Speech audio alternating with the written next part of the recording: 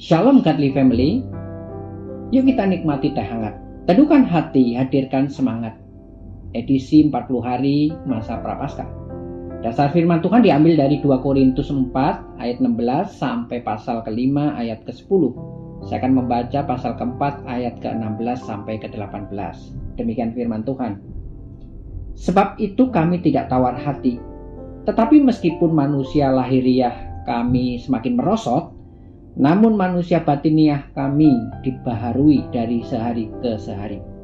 Sebab penderitaan ringan yang sekarang ini mengerjakan bagi kami kemuliaan kekal yang melebihi segala-galanya, jauh lebih besar daripada penderitaan kami.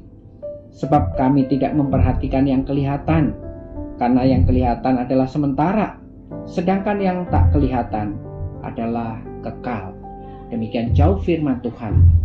Godly Family yang terkasih, Paulus dalam suratnya kepada jemaat di Korintus pasal ke-4 ayat 1 memulai dengan satu statement. Oleh karena kemurahan Allah kami telah menerima pelayanan ini. Karena itu kami tidak tawar hati. Selanjutnya Paulus juga memaparkan begitu banyaknya penderitaan yang ia alami dalam pelayanannya.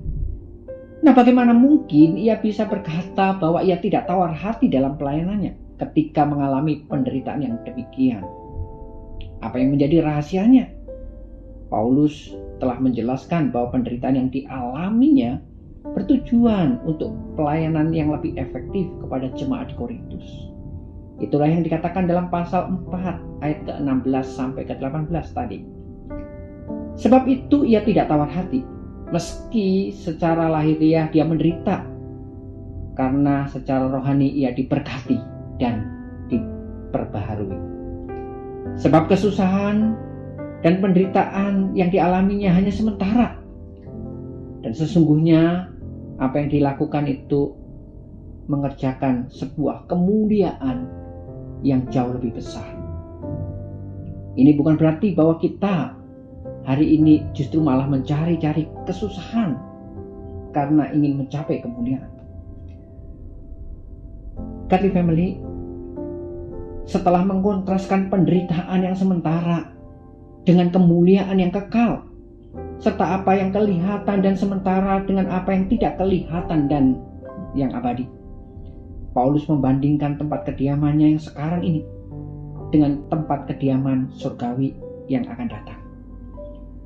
Paulus mengatakan bahwa sekarang kita tinggal di tempat yang bersifat sementara dan terbatas. Jika tempat ini rusak, maka kita tetap memiliki sebuah pengharapan. Sebuah tempat kediaman yang bukan dibangun dengan tangan manusia, yakni tempat kediaman surgawi.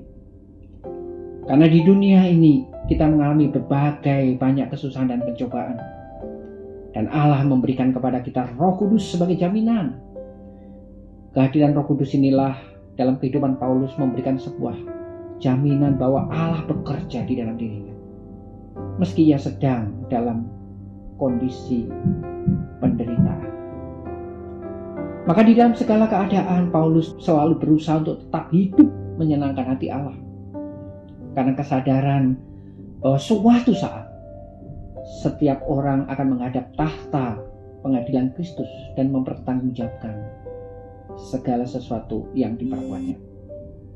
Godly Family yang dikasihi Tuhan, sebagai umat Tuhan kita dituntut memiliki kesadaran seperti hidup Paulus. Selama kita hidup di dunia ini, kita diingatkan bahwa kesusahan dan penderitaan akan terus senantiasa kita alami, bukan? Paulus mengatakan dengan begitu jelas, janganlah kita menjadi tawar hati. Ia mengatakan demikian karena setiap hari kita mungkin akan diperhadapkan dengan satu kondisi yang membuat kita bisa menjadi tawar hati. Karena tidak memungkiri bahwa setiap dari kita akan mengalami penderitaan di dalam konteks yang berbeda-beda. Bahkan gereja Tuhan pun akan terus bergumul dari hari ke hari di dalam menghadapi segala pergumulan. Paulus memberikan sebuah kunci, dia bisa melaluinya, yaitu dengan mengarahkan hati dan pikirannya supaya tetap tertuju kepada Allah. Dan mengingat bahwa Allah tidak akan melupakan apa yang dikerjakannya bagi dirinya.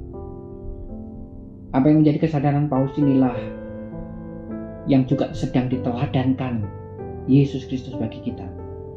Yesus mengarahkan hidupnya hanya kepada Allah, Sang Bapanya, yang telah mengutusnya ke tengah dunia ini, di dalam segala pergumulan dan penderitaan yang dialaminya, sampai dia harus menyelesaikannya secara tuntas di atas kayu salib. Sekali lagi, janganlah menjadi tawar hati. Tetapkan arahkan dirimu kepada Kristus dan nantikan kemuliaan kekal yang dianugerahkan Tuhan bagi setiap kita yang setia.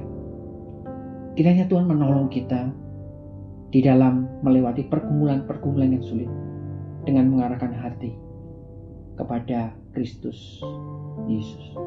Amin. Mari kita berdoa. Tuhan Yesus, ajar kami tetap setia dalam mengiring Engkau di dalam segala pergumulan yang kami alami hari ini. Dan ajar kami mengarahkan hati kami kepada anugerah Allah yang kekal yang akan Engkau berikan kepada kami satu hari kelak ketika Engkau memanggil kami. Ini doa kami dalam nama Tuhan Yesus. Amin.